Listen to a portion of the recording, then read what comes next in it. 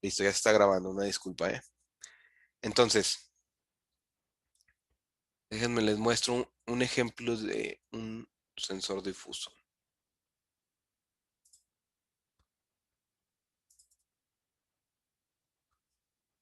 Y sirve que vamos adelantando.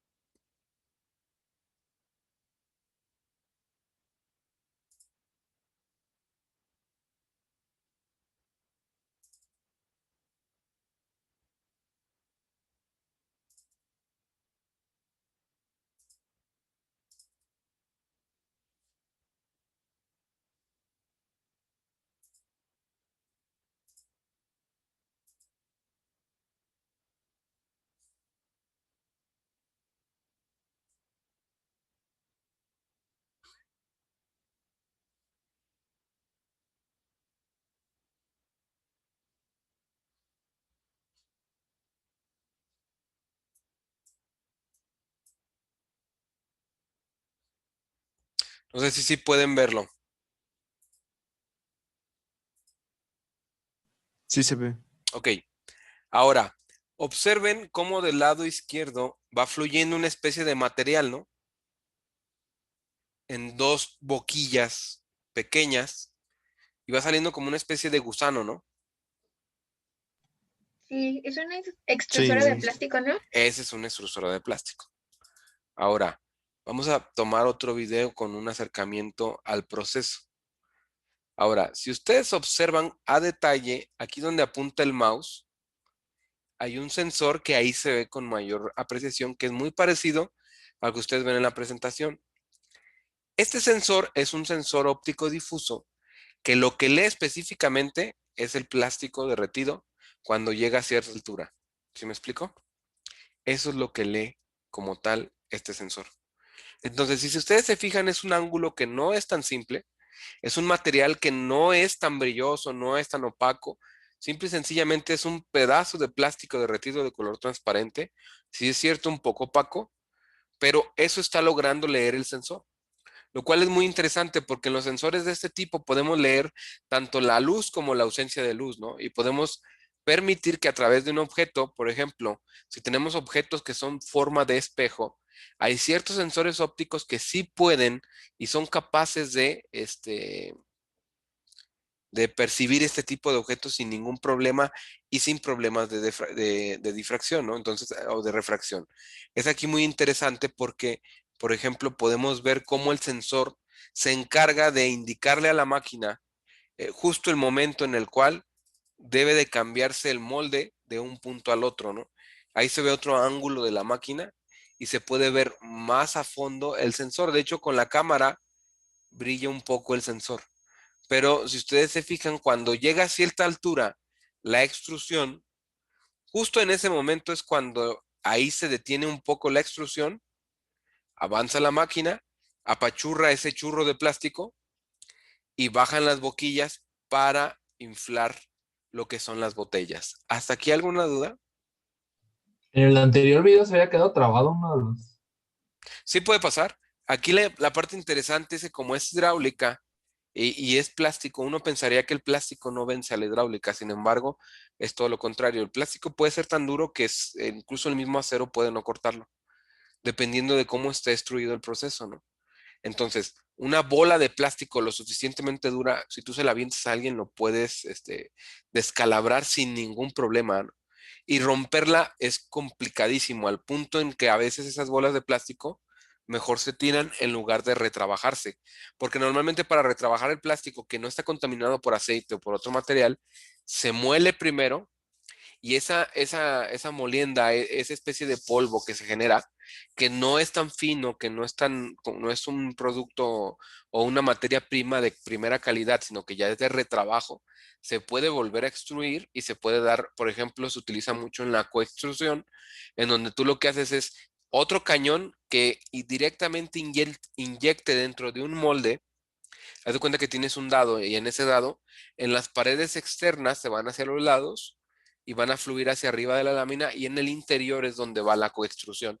De esa forma tú tienes un material de menor calidad en cuanto a la estética, por así decirlo, o sea, menos bonito, pero en el exterior, pues un poco más estético, ¿no? ¿Sí me explico?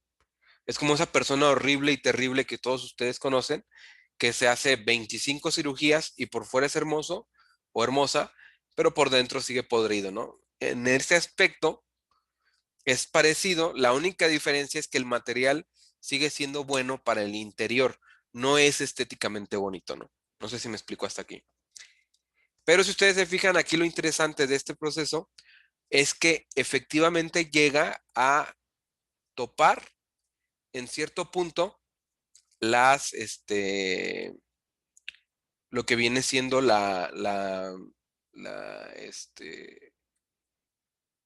el sensor, la extrusión lo topa y ahí es cuando cambia el molde hacia el otro lado, ¿no? No sé si hay alguna duda.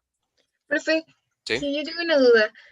Ahí en el video, no sé si es el ángulo o si sea así, el lado izquierdo, donde sale el plástico, siento que Ajá. es más largo que el derecho. Sí, sí, sí. Ahí el sensor juega con los dos o con uno. Con uno de los dos, llega con uno de los dos. Aquí, ¿cuál es el detalle? Bueno, la boquilla está compartida. La única forma de que no salga en ambas ¿cómo se dice? ¿El plástico? El plástico, es que haya un tapón de material en una de las dos boquillas, lo cual es prácticamente imposible por las temperaturas a las cuales se está trabajando la extrusora. Ahora, ¿por qué sale un poquito más en uno que en el otro? Ahí juega mucho el perfil de temperatura que tiene la resistencia y el dado del extrusor. ¿Qué es lo que pasa? Si es un poquito más la temperatura en un punto que el otro, la extrusión sale un poquito más aguada. Por eso si te fijas, se recortan igual, pero conforme fluyen es cuando cambia el tamaño. No sé si te das cuenta en eso. Muy leve, Sí, pero se alcanza a ver, ¿cierto? Sobre todo ahí que terminó el video. Pero la recortan al mismo tiempo, ¿cierto o no? sí. Ese es el perfil que juega la temperatura o el efecto que tiene la temperatura en esa parte de la extrusión. Entonces, ¿qué es lo que pasa? Es como si jugaras con unas plastilinas.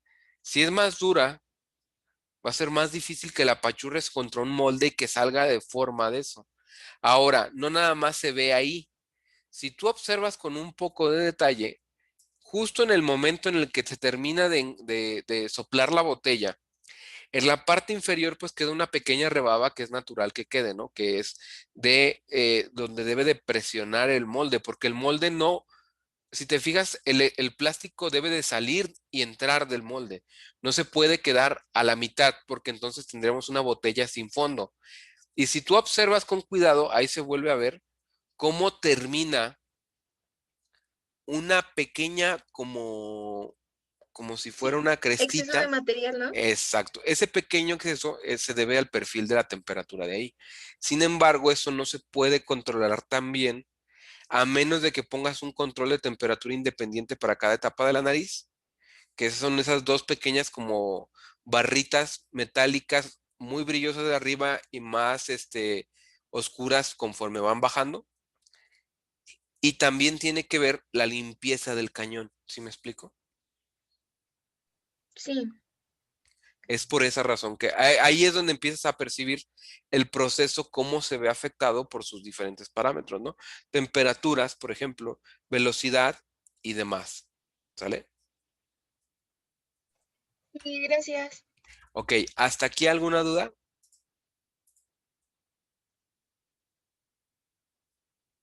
Ahora, este es un ejemplo de un sensor difuso, ¿no? Así es como nosotros veríamos que trabaja y nosotros podemos calibrar incluso la posición en la cual va a sensar y las diferentes. Ahora, como les decía, los detectores fotoeléctricos pues tienen la ventaja de que pueden trabajar tanto con luz como oscuridad y en este caso no es el único tipo de sensor fotoeléctrico que vamos a encontrar.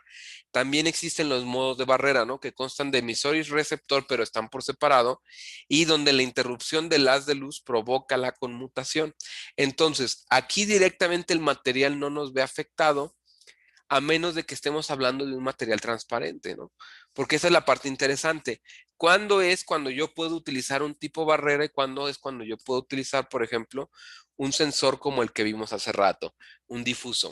Ah, bueno, depende de lo que yo quiero hacer. Aquí es como todo, ¿no? La aplicación es la que manda.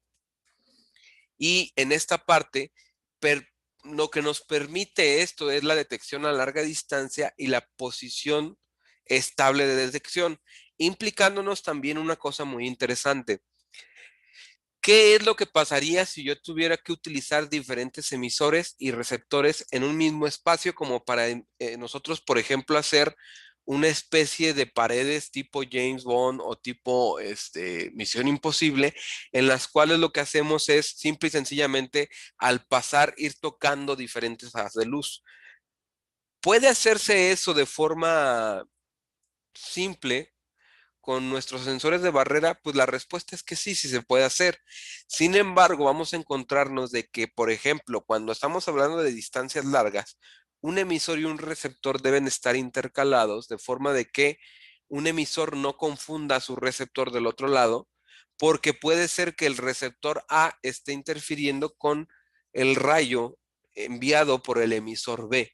Eso es muy común que pase. Por eso normalmente lo que se hace es que se intercala A con B y luego B con A, donde A es emisor y B es receptor. No sé si me doy a entender en esta analogía, porque es muy común de que esto suele pasar, sobre todo en espacios pequeños. Lo que se hace normalmente es que se intercala o se cambian las frecuencias. Esto se le conoce como frecuencias decaladas. Uno trabaja a lo mejor a 2.5 kilohertz y el otro trabaja a 5 kilohertz. Y de esta forma se espera no una luz que se mida en amplitud, sino que se mide en frecuencia. Algo parecido a los Phase Loop Lock, ¿sale? ¿Alguna duda hasta aquí? La conmutación también se puede hacer con este tipo de sistemas, que son sistemas reflectores, a partir del cual nosotros utilizamos un reflector y el emisor y el receptor se encuentran desde el mismo lado. Son muy parecidos a los difusos. La única diferencia es que aquí no estamos midiendo la luz que rebota en el equipo, sino que debemos de recibir a través de un reflector, porque el reflector es el que rebota la luz en su totalidad, y nosotros medimos directamente que el rayo caiga. ¿A qué voy con esto? Imagínense ustedes un objeto opaco. Hay un muy común dicho que dice que la carne de burro no es transparente, ¿no? Entonces, aquí a lo que voy con esto es muy simple. En el difuso, nosotros lo que leemos es una pequeña parte que se ve refractada o reflejada por el objeto que estamos sensando. Entonces, nosotros tenemos que tener un comparador para definir a partir de cuánto porcentaje de luz recibida vamos a poder, digamos que, em, aceptar que hay un objeto sensado, pero esto va a depender mucho de las propiedades físicas del objeto que queremos medir. Entonces, lo que pasa que es muy simple. Bueno, ahora nosotros vamos a ver que en el caso de lo que viene siendo eh, eh, las barreras de este tipo que tienen reflector, medimos casi siempre la totalidad, se pierde algo, pero casi es la totalidad de lo que se envía, ¿no? Y es muy interesante porque, bueno, nosotros podemos incluso jugar con una especie de paredes reflectoras que nos permitan crear un perímetro a partir de un solo sensor y jugar un poco con los ángulos de los reflectores, creando así una especie de área segura que nos pudiera servir a nosotros para evitar que el operador pudiera entrar a un lugar donde sea peligroso y pudiera perder alguna parte de su cuerpo o verse o verse afectada su integridad física, ¿no? La distancia es muchísimo mayor, por ejemplo, que en el caso de los que son por reflexión o los que son difusos. También no necesita cableado el reflector, lo cual es muy interesante porque en el sensor tipo de barrera se tiene que cablear tanto el emisor como el receptor. Y otra cosa muy interesante es que detecta opacos sin importar, por ejemplo, la forma o el color del material. La pregunta sería, ¿por qué? Bueno, es muy simple, porque tenemos un sistema refractor que lo que hace como tal es interrumpir el haz de luz. Y eso es lo que nosotros medimos, la ausencia de ese material. Y por lo tanto, al interrumpirse ese material, esa refracción, pues lo que vamos a ver o lo que vamos a hacer nosotros es automáticamente nuestro comparador nos va a decir, ah, ok, sí hay un objeto porque no estoy recibiendo el haz de luz que yo mismo emito. Es muy parecido a los ultrasónicos. De hecho, si ustedes se fijan, lo que se hace es enviar y recibir. Sin embargo, con el sistema de reflectores, pues podemos alcanzar una mayor distancia. No sé si hay alguna duda. Ahora, la distancia que nosotros tenemos que considerar, por ejemplo, en los sensores inductivos, porque esto es bien importante.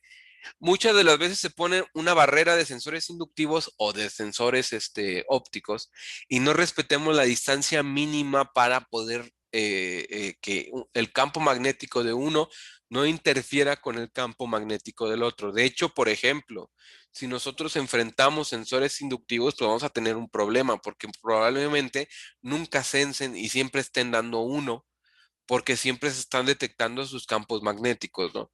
Entonces aquí, ese es un problema muy común que va a pasar, sobre todo si se ponen, por así decirlo, en paralelo, o uno sobre del otro, o uno frente del otro. Entonces, si hay una distancia que debemos de nosotros considerar, y es que los sensores inductivos, por ejemplo, en paralelo, o sea, colocado uno al lado del otro, debe de tener una distancia de al menos 2 veces la distancia nominal de detección.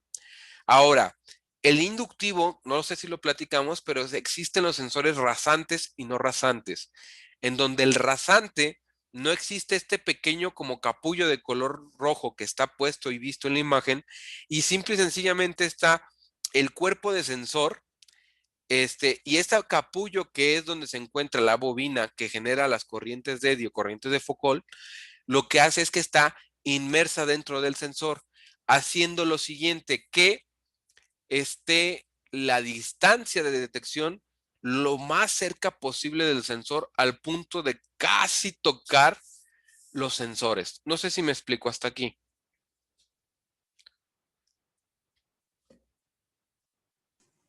Sí, y profe, y por ejemplo, ¿no habría manera de poner algún material que evite que los campos se interfieran? No como tal, porque es magnetismo. Entonces, sí, ¿qué es lo que pasaría? Si tú pones algo que cancelara estos campos, lo que podría pasar es que simplemente no te sensa. ¿Sí me explico? Porque recuerda cómo trabaja. Trabaja por el propiedades de eco, ¿no? Eddy Current Killer Oscillator. Entonces, ¿qué es lo que pasa? Muy sencillo.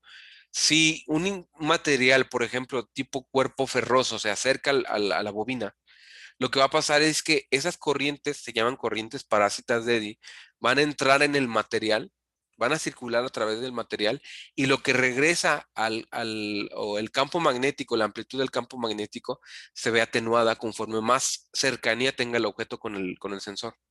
Entonces, a cierta amplitud tú tienes un comparador que dice, ok, a partir de aquí dispara, pero ¿qué es lo que pasaría si el otro sensor siempre te está regresando un campo de amplitud amplia, grande, por así decirlo?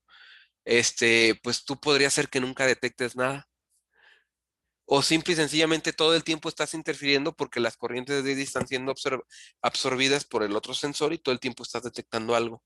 Por eso es bien importante eso, porque al final de cuentas necesita respetar en paralelo al menos 2 veces la distancia nominal de detección y la distancia nominal de detección va a cambiar dependiendo si es un tipo rasante o no rasante. Si es no rasante, la distancia de detector es mucho más grande que un tipo rasante. No sé si me explico hasta aquí. Claro. Ahora, voy a mostrarles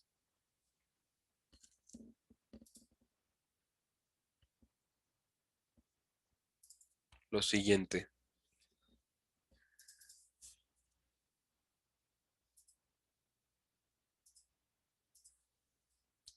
Observen ustedes ahí la detección de que ya llegó la placa al piso, de que se está avanzando conforme la placa va avanzando en la banda transportadora alimentadora y de que el brazo sí está moviendo y alcanzó la posición en la cual debe de soltar la placa, todo se hace con sensores inductivos rasantes. ¿Sí me explico? Y si se fijan, ¿por qué se decidió esto y por qué no se decidió que fuera por ejemplo, óptico? Es por la razón de que lo que estamos tratando aquí son materiales metálicos. Entonces es perfecto la aplicación para un sensor inductivo. Y si se fijan, la velocidad del alimentador, pues es bastante rápida, ¿no? Que de ahí todavía puede aumentar más, ¿no?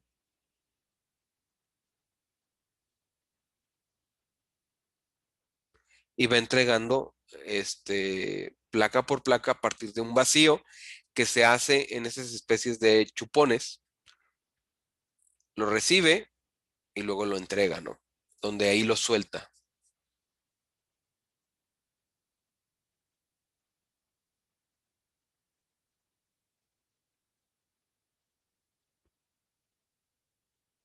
¿Hasta aquí alguna duda? En esta aplicación esas placas vienen como compresas y las separa. Eh, o sea, vienen juntas, lo que se hace es que Ujú. se van subiendo las placas ya cortadas y listas para imprimir.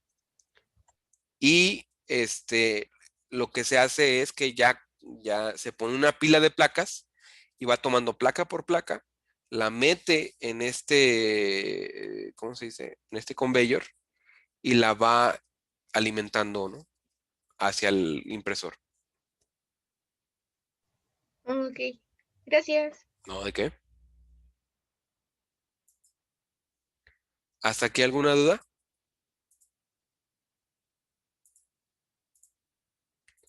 Ahora, ¿qué otra cosa tenemos que considerar en esto? Bueno, en aplicaciones de distancia entre sensores, más corta del usual, que si yo digo, bueno, es que tienen que estar muy, muy pegados uno del otro, lo que tenemos que checar es que la frecuencia del oscilador sea distinta de un sensor a otro para que un sensor no afecte al otro.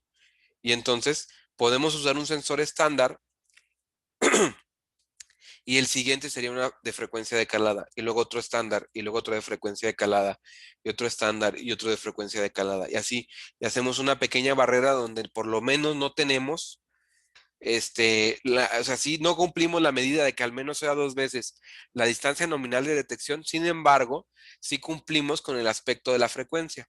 Ahora, ¿qué pasa si es frente a frente, si es cara a cara? Si es cara a cara, debemos de respetar que al menos sea 10 veces la distancia nominal de detección en este tipo de equipos. Entonces, si nosotros tenemos una distancia de detección de 5 centímetros, vamos a suponer que ya es grande, debemos de tener una distancia entre uno y el otro de al menos 50 centímetros. Que ojo, en ese tipo de sensores no, vamos a hablar de una distancia de milímetros, por lo general 10 milímetros, 20 milímetros, como máximo, y estamos hablando de que es un sensor no rasante, ¿sale? Pero por lo general casi siempre van a ir pegados al equipo que quieren sensar. ¿Hasta aquí alguna duda? ¿Qué pasa con los ópticos? Bueno, para evitar interferencias mutuas entre cada uno de los sensores, nosotros tenemos que intercalar la posición de emisores y receptores, lo que habíamos platicado, y trabajarlos a diferentes frecuencias. Ahora, lo interesante aquí que es, si yo quiero detectar objetos muy brillantes como un espejo, como una bola disco, cosas así, lo que tengo que hacer es que el emisor solamente emita la componente horizontal de la onda de luz, ¿sale? ¿Y qué puede afectarme a mí ambientalmente con respecto a la detección de esos sensores? La emisión, por ejemplo, de pulsos de luz, el cambiar el ángulo del cabezal receptor y utilizar una especie de protección como para asegurar de que no se mueva y de que no le peguen al sensor. Eso sí nos puede ocasionar problemas, ¿no? Por eso tenemos que tener consideraciones importantes a la hora de instalarlos. Pero ahora la pregunta es, ¿cómo yo voy a definir el que yo decida por un tipo de sensor o no? Bueno, dependiendo, esta es una tablita que ustedes pueden aprovechar para definir, ok, esta tablita me dice, dependiendo de lo que yo quiera sensar, si es sólido, si es un polvo o algún grano, o si es algún líquido, entonces, bueno, ¿qué sensor voy a utilizar? Y aquí tenemos una lista muy interesante que nos dice, a ver, tenemos inductivo, óptico, capacitivo, ultrasónico, ¿qué de todos estos es lo que me conviene? Y por ejemplo, ustedes vean, algo sólido y no metálico, un ejemplo, la carne. Queremos sensar carne que va a estar a punto de entrar a una sierra. Ah, bueno. Si la distancia de detección es menor a 4 centímetros, ojo, 4 centímetros, entonces lo conveniente es utilizar un sensor capacitivo. Pero si la distancia de detección es mayor de 4 centímetros, entonces utiliza un sensor óptico. ¿Sí me explico? Ahora, un metálico en la parte sólida metálica, menos de 4 centímetros. Ah, ok, pues obviamente utilizamos un inductivo. Si la distancia, aunque sea metálico, es mayor de 4 centímetros, entonces me voy a algo óptico. De hecho, aquí podemos recortar un poco la distancia del inductivo a 2 centímetros, porque, o sea, sí podemos conseguir uno de 4, pero es un sensorzote ya muy, muy grande, ¿no? Entonces, no siempre vamos a tener esa capacidad para el tamaño en el lugar en donde se va a colocar. Ahora, ¿qué pasa con polvos o granos? Ah, bueno, es muy simple, dependiendo si es metálico o no metálico. Y si es metálico y una distancia menor a 4 centímetros, el inductivo. Mayor a 4 centímetros, el ultrasónico. Observen ahora, cambia el capacitivo por ultrasónico. Y lo mismo vamos a ver que el polvo o granulado no metálico, en lugar de utilizar los ópticos, si es menos de 4 centímetros es capacitivo, por ejemplo, comida, granos, ustedes lo pueden, plástico, ustedes lo pueden sensar con un capacitivo, siempre y cuando esté pegado esta parte hacia esto, ¿no? Y ahora sí, si esta distancia es mayor de 4 centímetros, entonces lo que vamos a utilizar es un sensor ultrasónico. Líquidos, metálico, entonces es menor a 4 centímetros, ojo aquí, un sensor capacitivo, y es mayor de 4 centímetros, ultrasónico. Y si es no metálico menor de 4 centímetros, capacitivo, y es mayor de 4 centímetros, óptico. Y así sucesivamente. Esa parte es interesante, ¿no? Ah, ok, ¿alguna duda? ¿Qué material sería líquido y metálico? Mercurio, Ah, es cierto. ¿vale? Entonces, aquí depende mucho de qué se puede, qué pueda hacer, ¿no? Que son aplicaciones interesantes porque no es tan común, ¿no? ¿El gas cómo lo sensan? El gas. El gas, si te fijas, depende de lo que tú quieras ver, porque, por ejemplo, hay sensores para dióxido de carbono, para gas, como tal, gas LP o gas butano, sí los hay. Entonces, aquí lo que miden es la concentración con respecto de un material a ciertas partículas, pero es muy específico. Por ejemplo, los sensores para combustión son muy específicos, los gases para, los sensores para dióxido de carbono, como para gas, son completamente distintos. Entonces, no vas a encontrar un sensor como el capacitivo que te puede sensar carne, madera, plástico y hasta alcohol. No vas a encontrar así algo genérico para algunos gases. No sé si me explico. Sí, sí, sí. Incluso para humo, ¿cómo es? Es óptico. En realidad es óptico. Y lo que mides como tal es la interferencia entre esos dos puntos y la refracción que hay, porque cambias de densidad al momento en que el haz de luz cruza por una especie de niebla, de humo, y luego regresa hacia el objeto que está midiendo. Entonces eso es lo que mides. Y eso, por ejemplo, se pone en los hornos crematorios, sensor de humo. ¿Por qué? Porque por difícil o no que parezca, em, cuando tú metes el cuerpo de una persona, lo único que necesitas realmente es que prenderle un poco de fuego y después de un tiempo la combustión interna va a ser lo mismo, va a ser su trabajo. Tú ya no tiene caso de que le estés prendiendo más fuego porque lo único que vas a hacer es que todo ese recipiente se llene de humo. Entonces ahí lo que debes de hacer es bajar la flama lo menor que se pueda, o apagar ese quemador en el peor de los casos y permitir que la propia grasita se pueda ir consumiendo. No sé si me explico. Entonces es ahí donde meten los sensores de humo en los hornos muy caros para ver, ok, ¿sabes que hay bastante humo?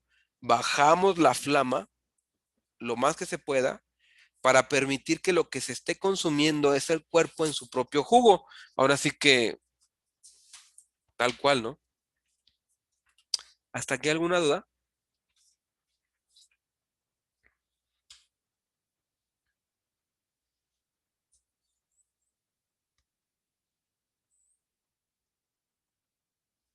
Ok, entonces, vamos a hablar de otros elementos de control que se utilizan en control eléctrico, que son, por ejemplo, los temporizadores.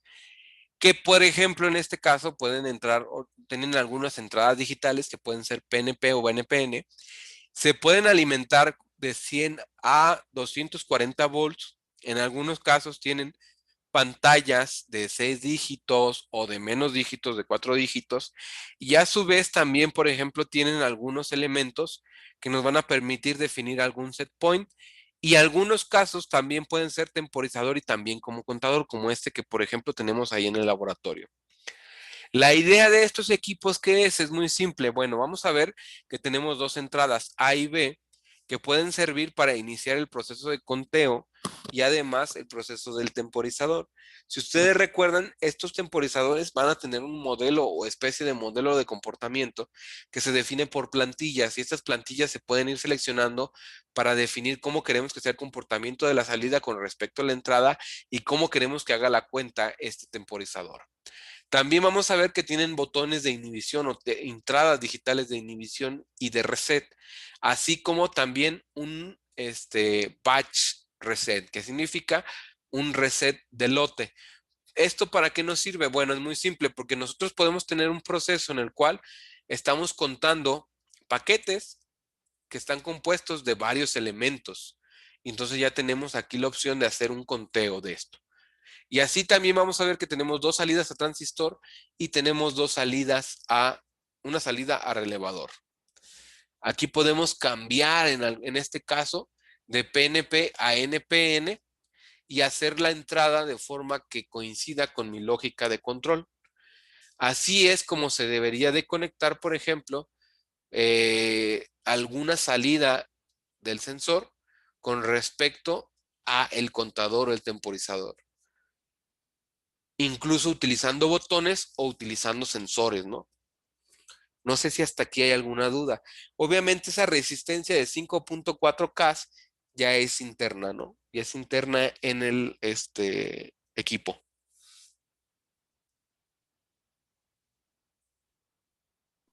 Profe, y bueno, ¿por qué usar un temporizador externo y no, por ejemplo, uno dentro de un PLC? Ah, bueno, porque a veces, ¿cuál es la ventaja del control eléctrico? El precio. Muchas de las veces lo que vas a hacer es tan pequeño. Por ejemplo, mira, una aplicación muy común para los que hacen extrusoras de plástico es sobre todo en el mezclado de la masa que se va a meter al extrusor. A veces esa masa de hule lleva un poco de aceite. Entonces, al momento de tú ponerle aceite, pues, ¿qué es lo que necesitas? Muchas de las veces necesitas nada más una válvula que te permita salir determinado tiempo, nada más, cierta cantidad de material a través de una bomba. Entonces, ¿qué es lo que pasa? Tú pones un temporizador y el temporizador dice, ok, durante tanto tiempo salen tantas succiones de la bomba y esas succiones de la bomba son equivalentes a tanto material. Entonces tú pones una tablita muy simple. Quiero 10 segundos, son 4 succiones, vamos a suponer. Entonces yo quiero 8, le pongo 20 segundos, 30 segundos. ¿Y cuánto te gastarías en hacerlo con un PLC? Bueno, por muy barato, tendrías que comprarte una fuente y un PLC y los demás elementos de control para esta parte. Y nada más en esto te puedes llevar a lo mejor unos 2,500 pesos. A lo mejor si te encuentras un PLC muy, muy, muy económico, pues sí te puede salir en 1,000 pesos. Difícilmente un PLC de calidad va a bajar de los 1,000 pesos. Muy, muy, muy complicado. Y ya nos estamos arriesgando porque mira, un Siemens te va a costar 3,000 y cacho. ¿Sí me explico? 3300 es el más simple. Te estoy hablando de algo muy, muy, muy limitado. Si nos vamos a Delta, tal vez sí puedas encontrar uno de 2000 pesos, o de 1800 o de 1500. Y luego hay otra serie de marcas que te encuentras en el Mercado Libre que no están probadas, pero pueden funcionar. Y ahí sí podrás encontrarte PLCs más económicos. La única diferencia, bueno, es que no hay respaldo y de que no estás seguro de que esto que estás comprando sea correcto. Sin embargo, temporizadores hay desde 200 pesos. Entonces, la diferencia está en que el control lo puedes hacer para algo tan pequeño, tal vez no requiere un PLC, sino lo pones con maniobra eléctrica y te lo simplificas. Es como, por ejemplo, un arrancador y variador. ¿Por qué poner un variador? ¿O por qué poner un arrancador si puedes poner un variador? Porque muchas de las veces no vas a variar la velocidad, sino simple y sencillamente lo que vas a hacer es em, nada más activar el motor. Entonces nada más necesitas un guardamotor y contactor como tal y el arrancador. Eso es todo. Esa es la lógica. No sé si contesto tu duda con eso. Sí, profe, gracias. ¿Hasta aquí alguna otra duda?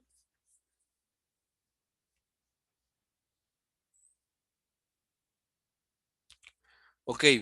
Por ejemplo, esto es un control de flama.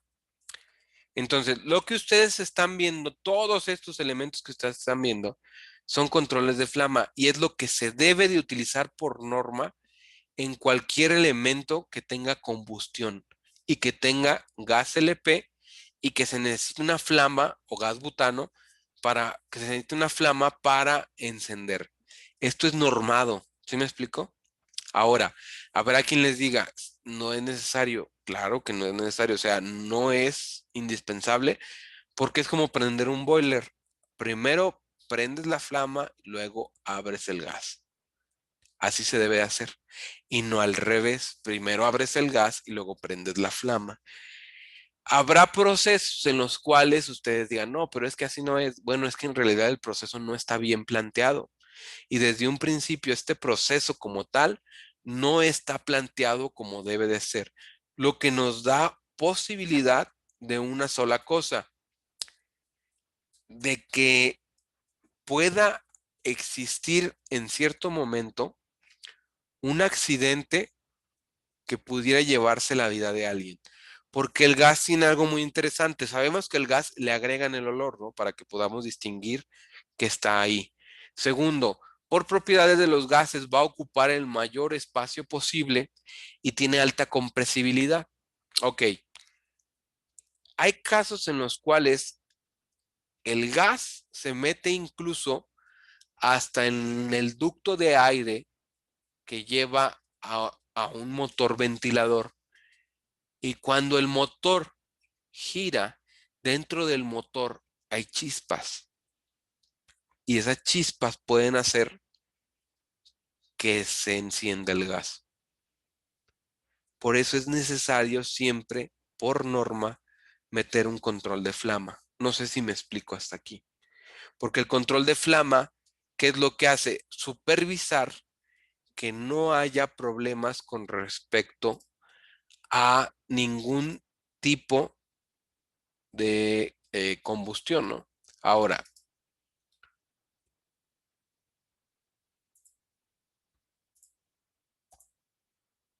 ahí está, por ejemplo, un ejemplo de combustión y un ejemplo donde se ve el control de flama. Vean la flama.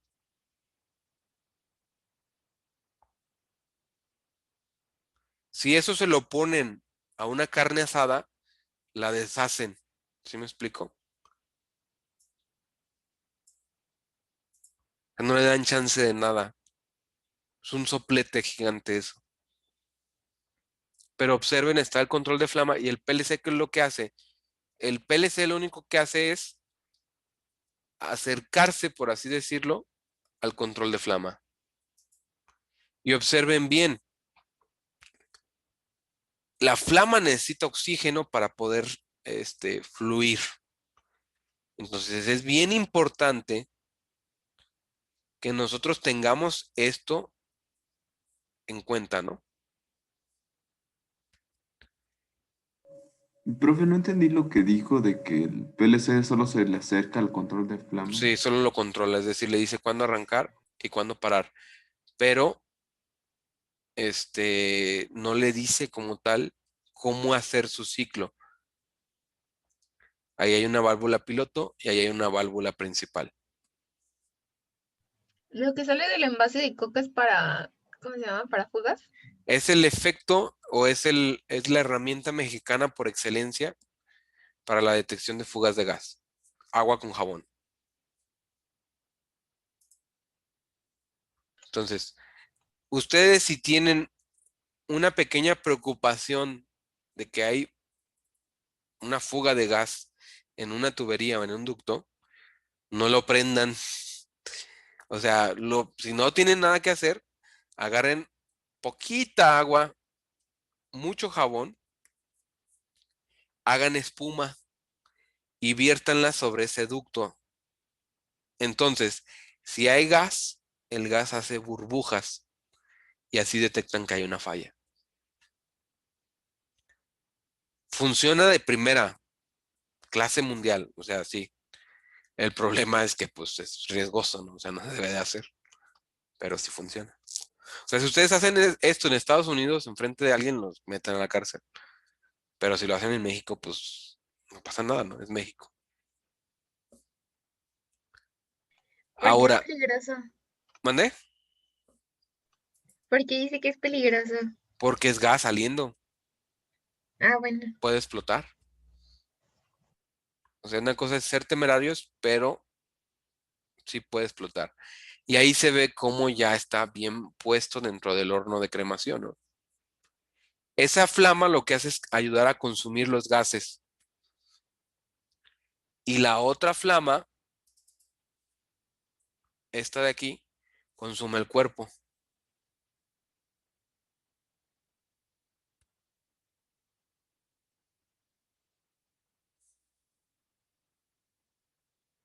Si se fijan, hay mucha diferencia, ¿no?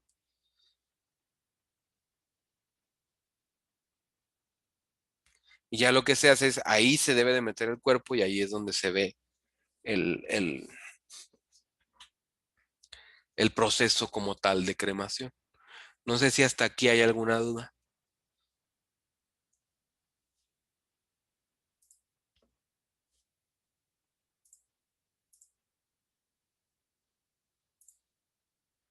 Ahora, denme un segundo.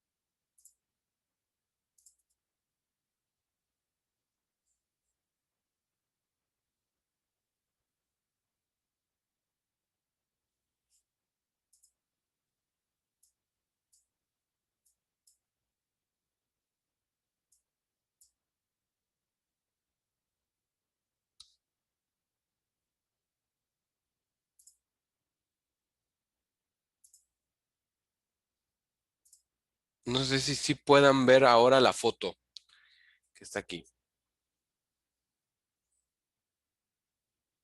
Sí. Ok. Sí. Esta foto es del control previo de un horno de batch, o sea, de un horno de piezas, por ejemplo, que son pintadas y se están secando ahí. Entonces, si ustedes observan, es un control hecho completamente por este control eléctrico, no lleva nada de PLC. Entonces, de que se puede hacer, se puede hacer. Obviamente esto es más, tiene que moverse más, hay que estar al pendiente de más cosas y uno tiene que estar en todo momento, digamos que disponible para que la máquina, cualquier error o advertencia, estar atento en esto. O sea, no está tan automatizado, pero funciona. Entonces sí se puede hacer con control eléctrico. Obviamente aquí lo ideal que es, bueno, migrar de esto a algo ya automatizado. Este es el nuevo tablero en donde nosotros ahora tenemos una especie de control de flama nuevo, que es como el que ven en pantalla, que es como el que ven en la presentación, distribuidores, y ya lo que tenemos aquí también es un PLC.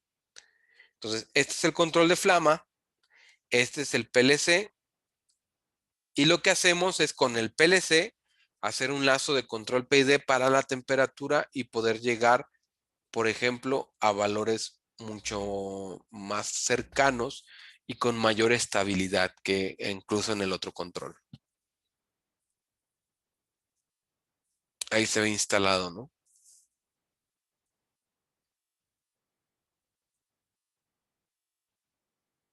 Y aquí podemos ya, por ejemplo, perfilar la parte de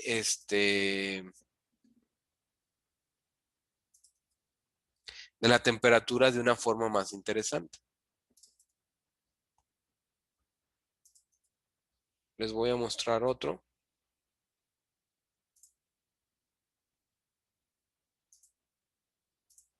Este es otro, por ejemplo, control de flama, el que vemos a la derecha. Si ustedes se fijan, hay una distribución mayor en cuanto al tablero. Ahí están, por ejemplo, los guardamotores.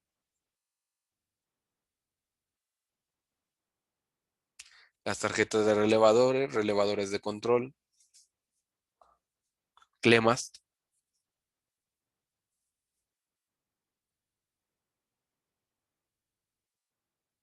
El desconectador que vimos en la clase pasada. El PLC.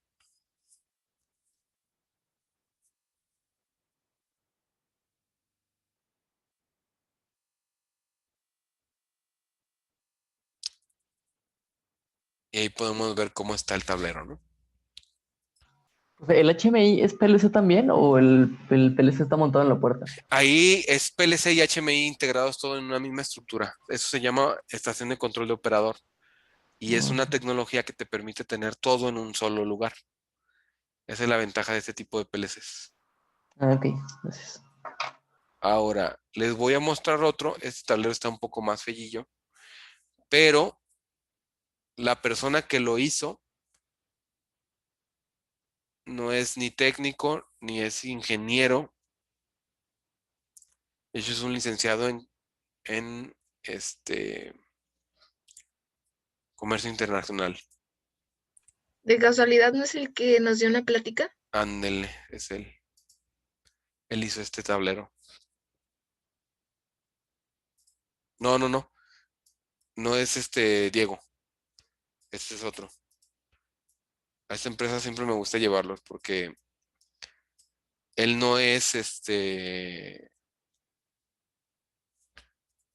es licenciado en comercio internacional y hace modelados en Inventor y hace este tipo de trabajos. Aquí todo está diseñado por él. Para no ser ingeniero y ser licenciado, Le quedó bastante bien. bastante bien. Obviamente está súper compacto y bien pequeñito, ¿no? Pero, bueno, pues él prefiere así sus tableros, ¿no? Que estén pequeños. Esto es parte de otra cosa.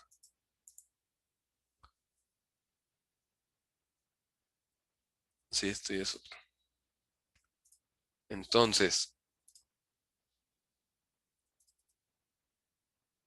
aquí lo tengo, miren. Profe, una pregunta antes de que continúe. Usted mencionó que había unas tarjetas de relevadores y aparte relevadores de control. Ujú. ¿Para qué se usaba cada uno? Las tarjetas de relevador van a tener la característica de que comparten el común. Si tú recuerdas, un relevador tiene un común, un abierto y un cerrado, ¿no? Sí. Entonces, en esas tarjetas de relevadores, 4 comparten un común. Entonces, cuando manejas cargas muy similares, todas a 120 o todas a 110, te conviene mejor meterlo,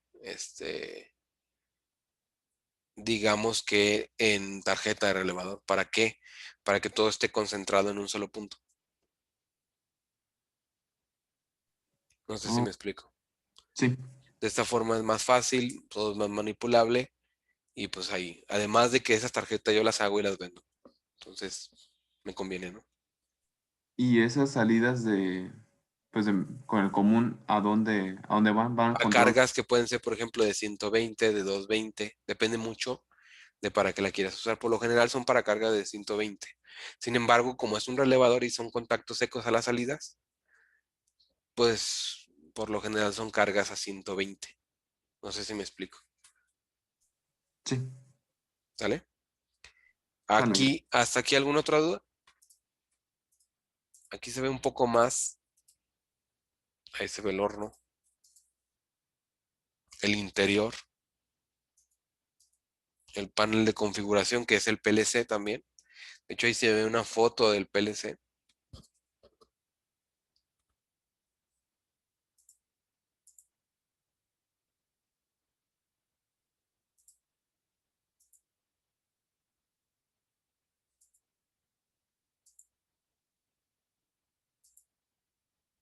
Y ahí está el horno ya instalado.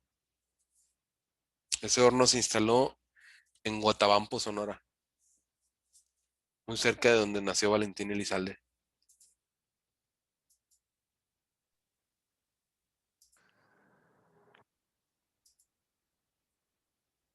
Y así es como quedan las cenizas, ¿no? ¿De qué está hecha la parte donde se consume todos los cuerpos y eso? O sea, el piso de donde lo ponen. Ah, todo debe ser ladrillo para temperatura. Ah, ok. Todo debe ser ladrillo, no puede ser otro material.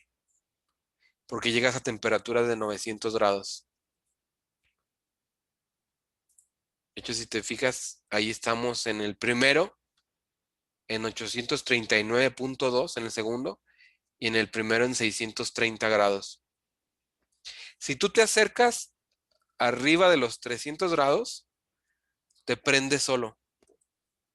O sea, tu cuerpo, tu cabello, todo, o sea, automáticamente prendes. O sea, te empiezas a quemar. No sé si me explico. Esas son las consideraciones. Y así es como quedan. Si ustedes se fijan, esas bolitas son los huesos.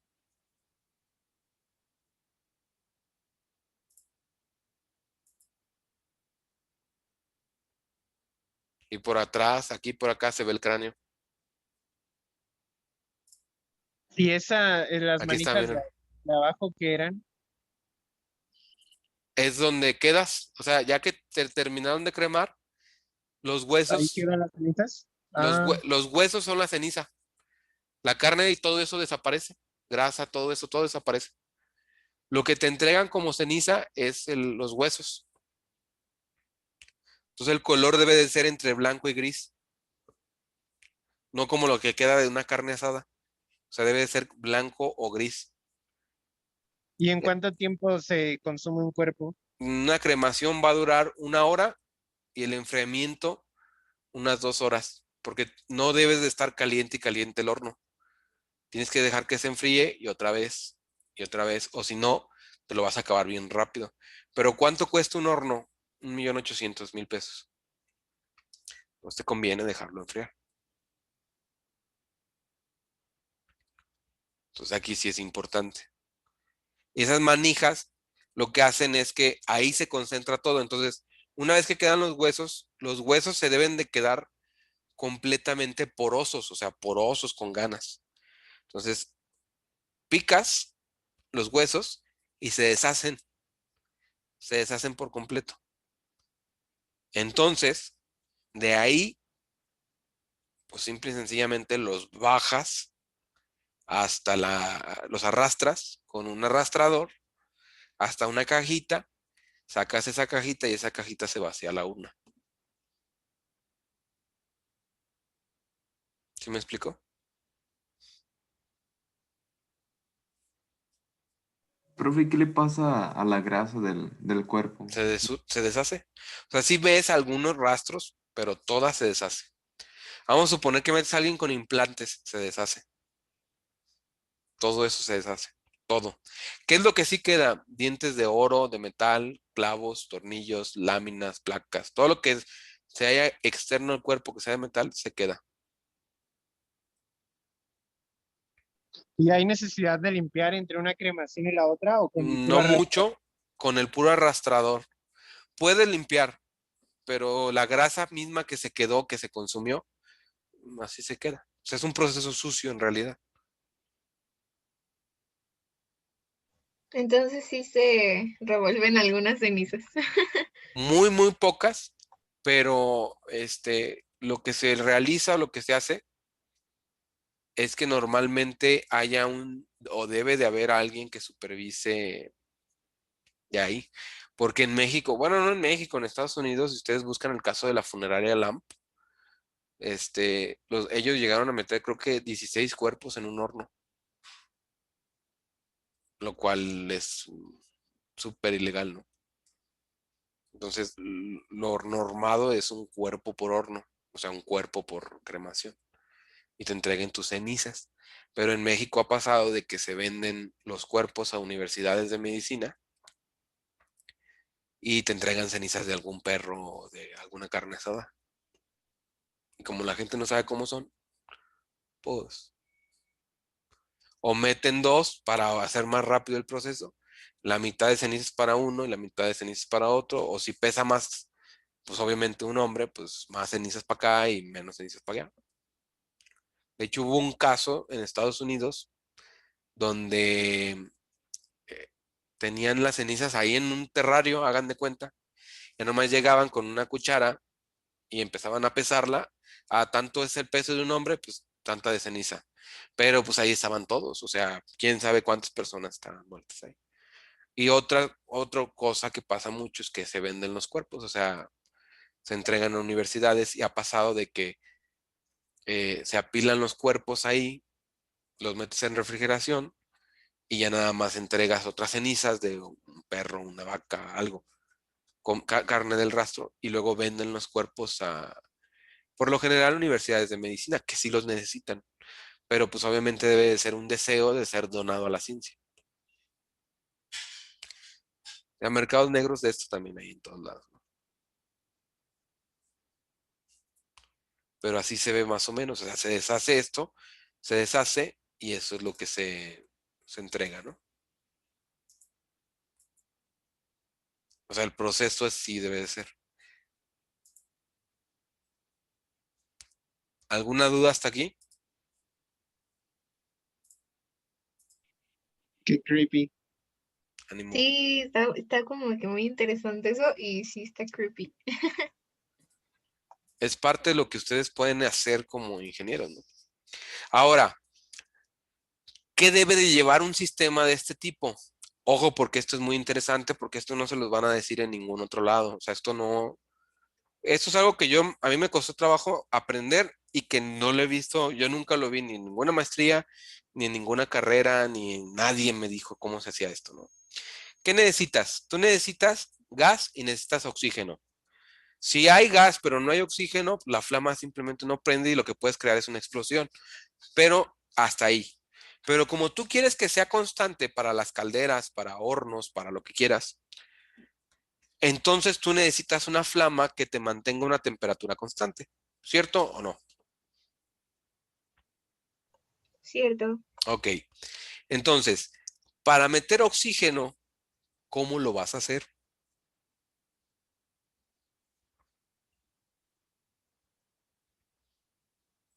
Conductos. Más que conductos, necesitas una turbina. ¿Vale? Eso es lo primero que se necesita, una turbina. La turbina mete aire del exterior hacia el interior y lo mete a una presión, ¿cierto? Ahora, eso es lo primero que se necesita. Segundo, dependiendo del aire que ustedes metan, es la cantidad de gas que van a necesitar liberar para que la flama se conserve. Por lo tanto, necesitan una servoválvula para regular la cantidad de aire y con eso regulan la temperatura. ¿Queda claro esta parte? ¿Otra vez una servoválvula para qué? Una servoválvula. Esa servoválvula lo que debe de hacer es muy simple. La servoválvula lo que hace es definir una posición, es decir, si está así, está cerrada, porque el ducto va hacia ustedes, por así decirlo.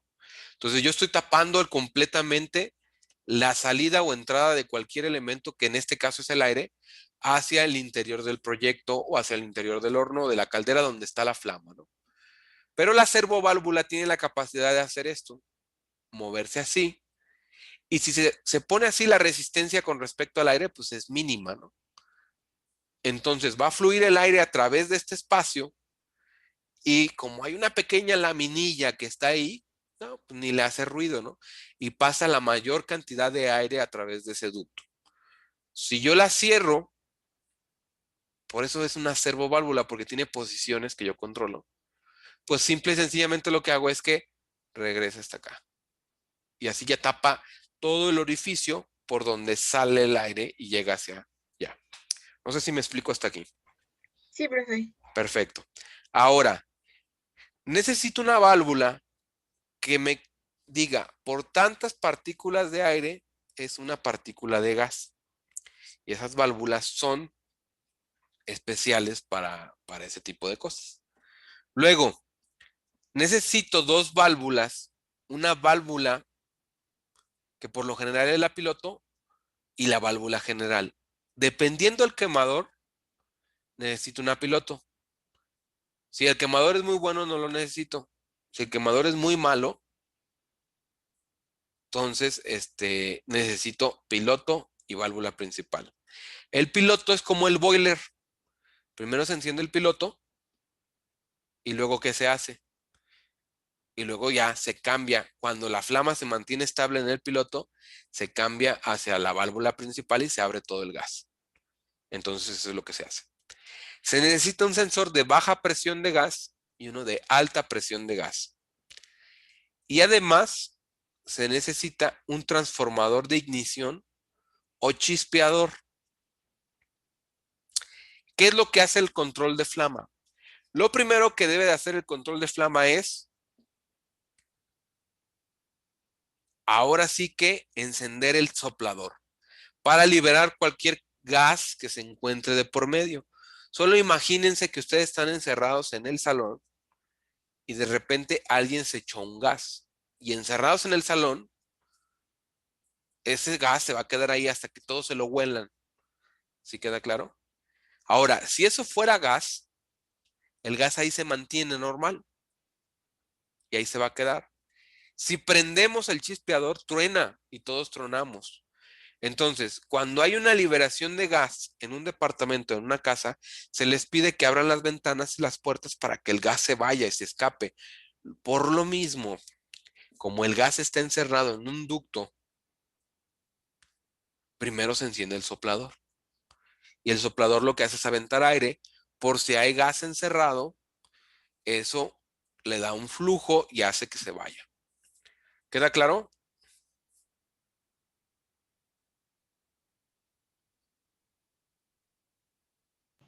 Sí.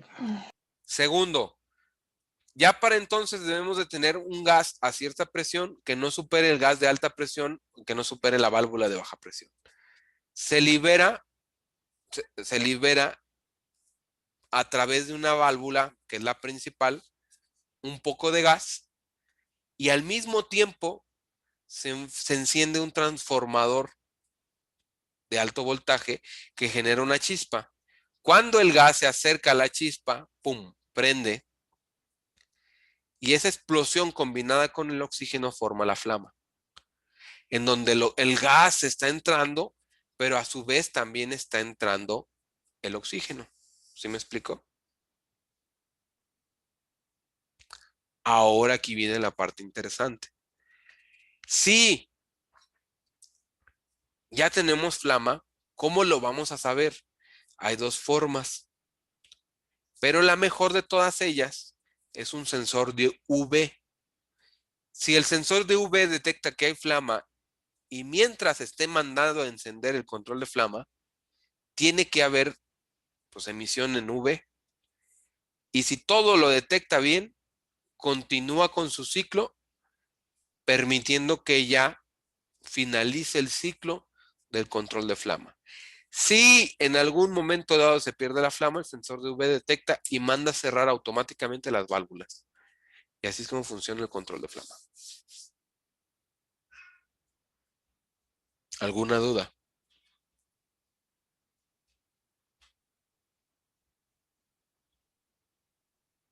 No, profe, todo bien.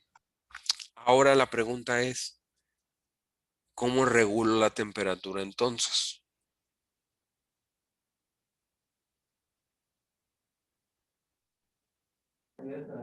Sería regulando la intensidad de la flama con el gas y un sensor de temperatura. No, porque el gas depende directamente del aire. Entonces, ¿el oxígeno? Exacto. ¿Te acuerdas de la servoválvula? Sí. La servoválvula regula la cantidad de aire que entra y mecánicamente debe de haber una válvula que a partir de tanto aire libere tanto de gas, por así decirlo. Y con eso regulas la parte del gas.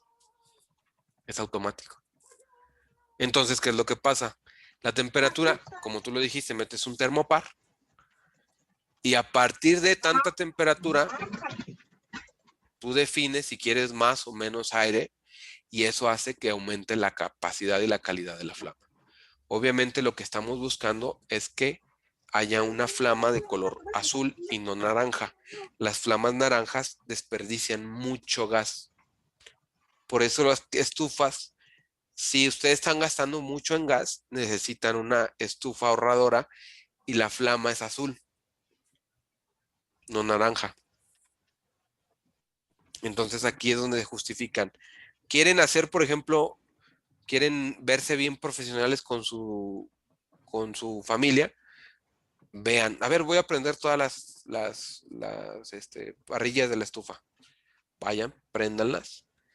Y si hay una flama naranja, ustedes pueden decir, esa es la que consume más gas. Encontré el problema en nuestro consumo de gas. Cambia la estufa. ¿Sí me explico?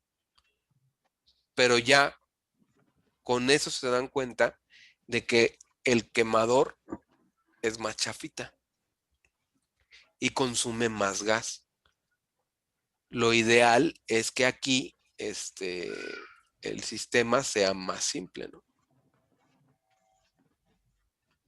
Profe, en los videos que nos enseñó del quemador, el del cuerpo se veía como más naranja, o sea, se veía naranja y la de atrás se veía azul. Ajá, ¿Es a propósito sí, o...? es a propósito. ¿Por qué? Porque si tú quieres hacerlo muy efectivo, como un soplete, le haces un hoyo al cuerpo nada más. ¿Sí me explico? Donde pongas el cuerpo, si lo pones en la cabeza, ahí le haces el hoyo. Ah, ok. Entonces, ¿para que se Entonces, queme todo? es Sí. para que se queme todo. O sea, es como acercarlo, como cuando prendes un carbón. ¿Qué color es la flama? ¿Naranja? Naranja. Así debe de ser. Entonces, al hacerlo a esa flama permite que se queme todo el cuerpo y no un área en específico. Por eso el soplete corta, no quema, no derrite, pues, o sea, ese corta como tal, ¿sí te has fijado? Pero no Sí, consume lo sí. demás. O sea, nada más corta así porque es a muy alta presión de gas, es cuando entra esa parte. No sé si sí contesto tu duda. Sí, ya, profe, gracias. Ok.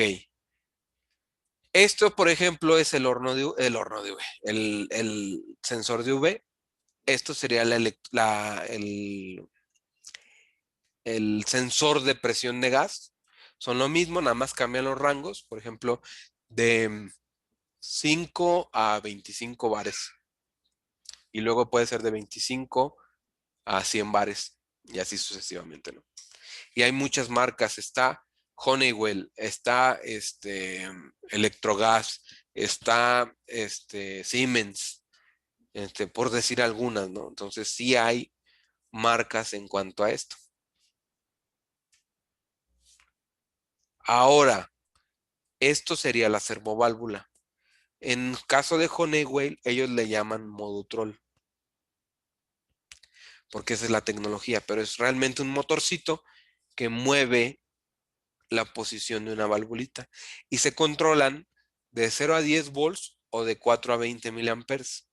Y obviamente 20 miliamperes puede ser la apertura de la válvula por completo y el cierre sería a través de 4 miliamperes o 0 volts y 10 volts, ¿no? No sé si me explico. Sí, profe, ¿cómo dijo que también se le llama a la servoválvula? Ah, en la marca de Honeywell ellos le llaman Modutrol. Modutrol.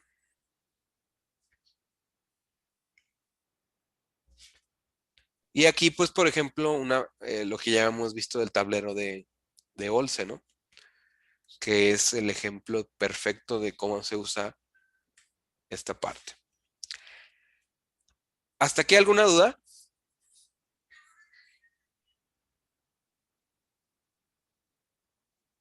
Ok, No de mi parte, profe. perfecto. Aquí vamos a hablar, por ejemplo, de un control de temperatura. Ya vimos un control, un temporizador, un control de flama. Vámonos por este. Que en este caso, es un control de temperatura muy interesante. ¿Por qué? Porque es un control que tiene la posibilidad de expandirse a más controles de temperatura, hasta 7 controles de temperatura que pueden controlar 4 zonas cada uno.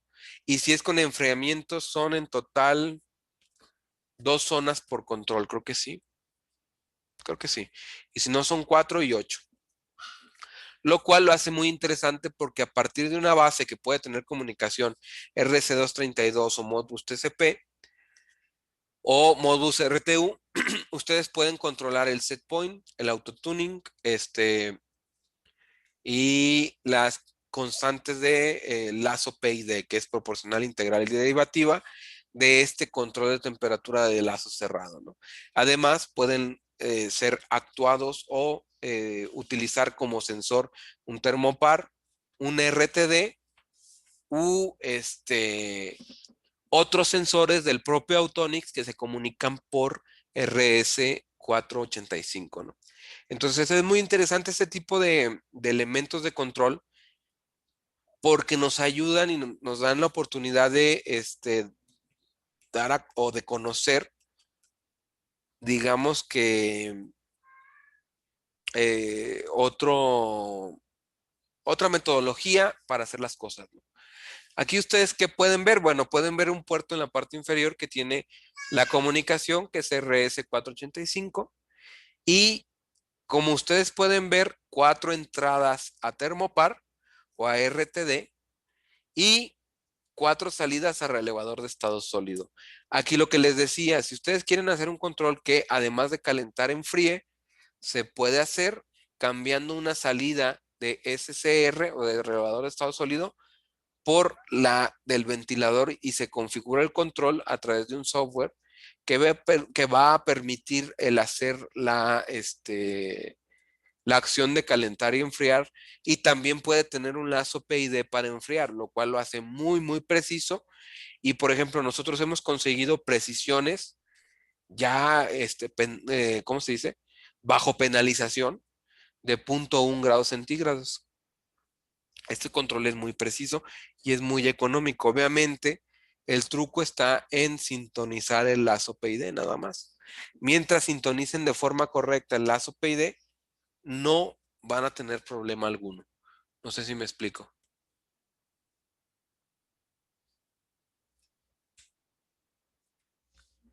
Y aquí es como se ve una aplicación, ¿no? Si ustedes ven, están agrupados los controles de temperatura, ¿no? Y en la parte inferior se ven lo que va hacia los relevadores de estado sólido y en la parte superior se ve los termopares. No sé si lo pueden ver.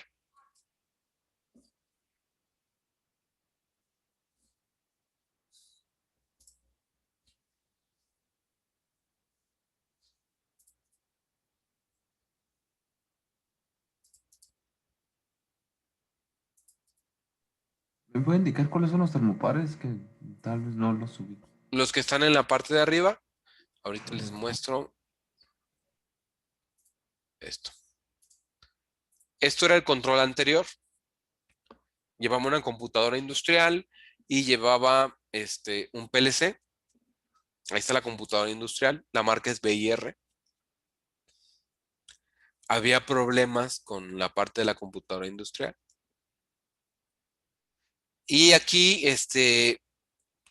nosotros hicimos un pequeño cambio por una estación de control de operador y los controles de temperatura. Esa es la extrusora en su totalidad. Es el puro control de la extrusora. Este era un sensor ese es el sensor de presión que llevan las extrusoras. Y esta es la animación del proceso. Ahí se pueden ver con más detalle las zonas de temperatura de cada parte del extrusor.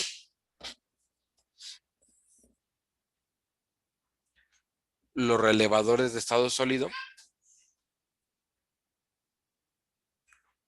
Ahí si ustedes pueden verlo.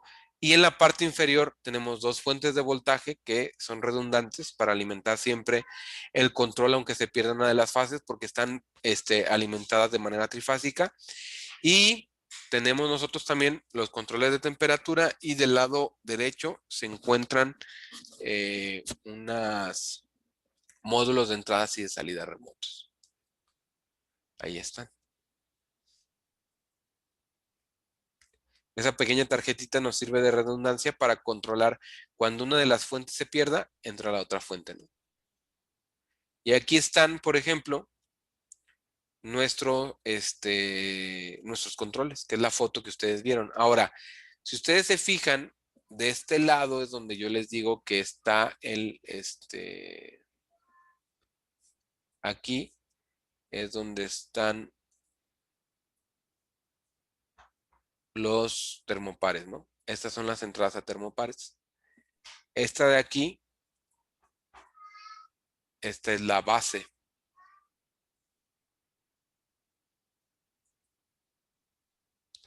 ¿Vale?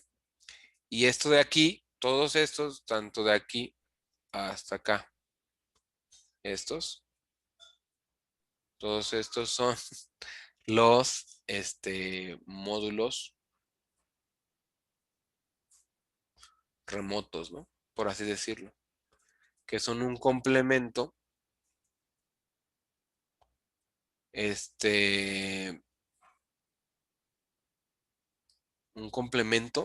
de este control principal. Esto que ustedes ven aquí, bueno, es muy simple. Esto es el identificador de red, conocido también como ID. ¿Por qué? Porque esto está comunicado a través de una red que se llama Modbus RTU.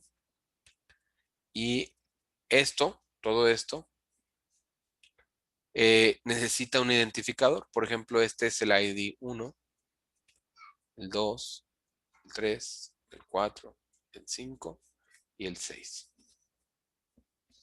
La comunicación llega a través de esta, sin embargo, estos de aquí no tienen ese puerto. Y esa es la parte interesante. No sé si hay alguna duda hasta aquí. Y obviamente todas estas son salidas. Perdón, aquí las salidas. Estos son los termopares, como lo mencioné aquí. Y todos los que son cables azules son las salidas a relevador. Entonces, por ejemplo, este es un termopar, este es salida a relevador. Termopar, salida a relevador. Igual de este lado, termopar. Y estos serían las salidas a relevador.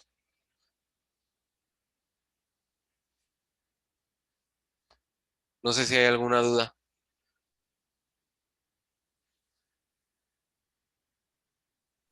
No, profe, todo bien.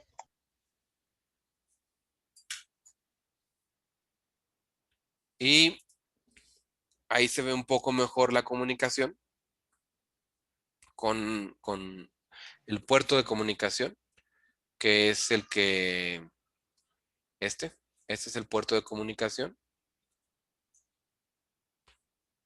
Y si ustedes se fijan, esto de aquí es una pequeña resistencia eléctrica. Esta resistencia tiene la característica que debe ser de precisión y 121 ohms. ¿Sale? En el PLC hay otra interna de la misma medida.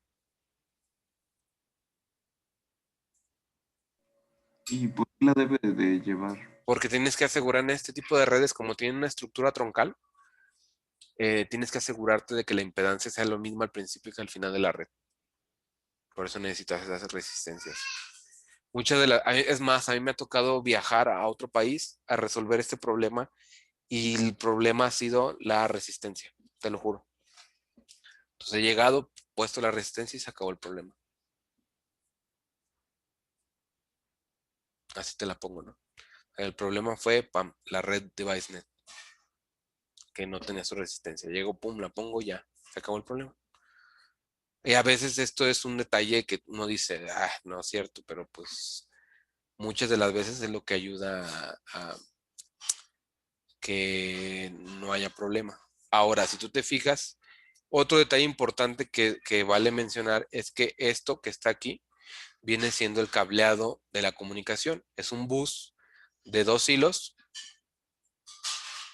y esa característica que debe de tener el cableado que lleva esto es que debe de tener malla y la malla debe de ir aterrizada. Si logramos aterrizarla, no vamos a tener ninguna interferencia porque todo esto hace que se comporte como una jaula de Faraday. Entonces no hay interferencia dentro de la señal porque esto se vuelve una señal analógica, por así decirlo, que en realidad es una comunicación que viaja encriptada a través de 2 puntos, o sea, por diferencia de potencial. No sé si hasta aquí hay alguna duda. Y Aquí esa, es, sí, te escucho. perdón, esas resistencias de precisión, perdón que le pregunte, pero ¿qué valores manejan? Es que, bueno, Nada 121. más 121 ohms. Ah, Y eso te lo dice la red. La red te dice qué resistencia debe tener tanto al principio como al final. ¿Sí me explico? Entonces, es específica. O sea, si tú ya manejas una red industrial, te va a decir sus parámetros. Por ejemplo, Profinet, el tipo de cable que debes de poner, te lo va a decir específicamente. Si tú decides poner otro, está bien, pero Profinet no se hace responsable de que tu producto acepte o se comunique con otros de Profinet. No sé si me doy a entender. sí. ¿Sale? ¿Alguna otra duda hasta aquí?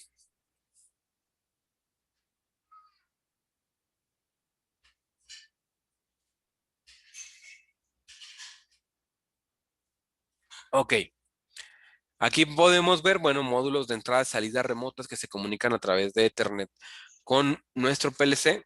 Algunos aisladores de señal que son muy interesantes porque eso nos permiten de que no se nos dañe, por ejemplo, las salidas analógicas del PLC, ni las entradas analógicas de algunos variadores de velocidad y demás. Aquí se ven mejor, ¿no?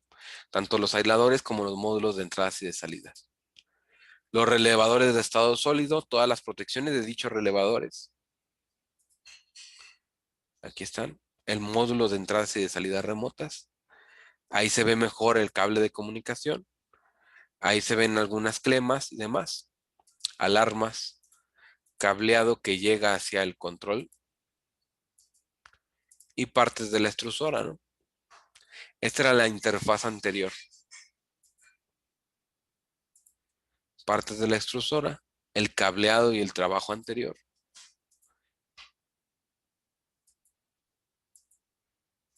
Y no es que fuera mala marca, al contrario, BIR es muy buena marca, pero había muchos problemas para darle mantenimiento.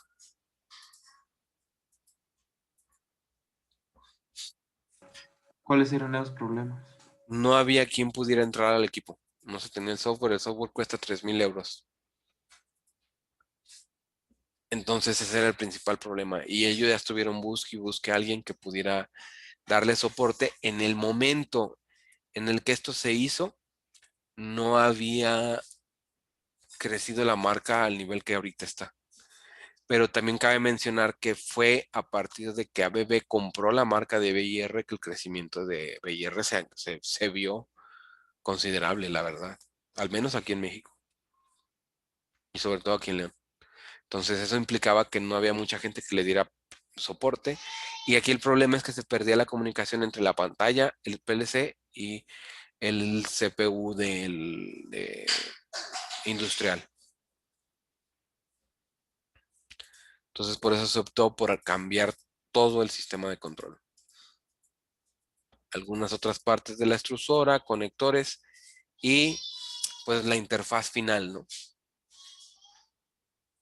Muy distinta, ¿no?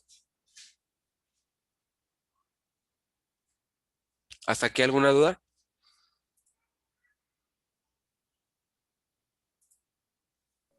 Creo que no, profe. Ok. Entonces, esto es con respecto a controles de temperatura. Y hablemos de otro elemento de control muy interesante que es, por ejemplo, un medidor de polvo.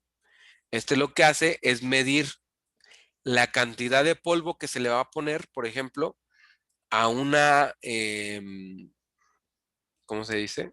Llanta, que es el polvo para poder crear el plástico que se usa para, el hule que se utiliza para dichas llantas. Entonces, esto es lo que hace este equipo. Entonces, es un equipo interesante. Otros elementos son los medidores de energía. Aquí, si ustedes pueden ver, bueno, estos medidores lo que hacen es que se conectan las entradas por encima y por abajo, ahí van los transformadores, y con eso se mide corriente, voltaje, factor de potencia, distorsión armónica total, los niveles diferentes de armónicos que hay, y se puede sacar un promedio del voltaje por línea, del voltaje por cierto tiempo, de la corriente por línea y factor de potencia por general, por así decirlo, promedio. Y son muy útiles y estaban creciendo muchísimo debido a la entrada del código de red que, pues con la nueva administración que llegó hace poco, pues se canceló un poco, ¿no? O sea, se estaba mejorando un poco y ahorita, lamentablemente, pues se regresó a creer en que las energías renovables no son útiles y pues el escenario en el que estamos, pues nos indica de que no va, pero bueno. Son cuestiones que no son ajenas a nosotros. Sin embargo, el crecimiento de esto es importante y eventualmente nos daremos cuenta de que es muy importante estar monitoreando completamente la instalación eléctrica de las plantas. ¿Hasta aquí alguna duda? Aquí se pueden ver algunas configuraciones que se le pueden dar a este tipo de elementos de control. ¿Dudas con esto?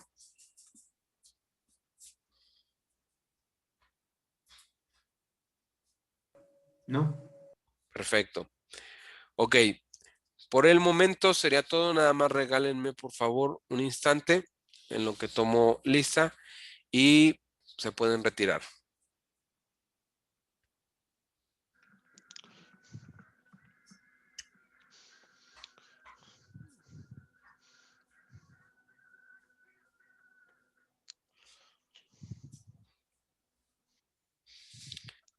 ¿Listo? Sonrían.